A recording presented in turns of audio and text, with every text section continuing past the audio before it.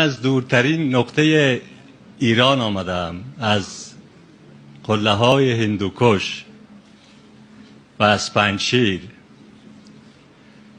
میخواستم غزلی کوتاه بخوانم، اما چیزی را میخوانم که شایسته شرف حضرت عالی باشد و بیانگر دیدگاه تاجیکانه ما پنجشیری ها. گاه ما را رستم است و گاه ما را حیدر است.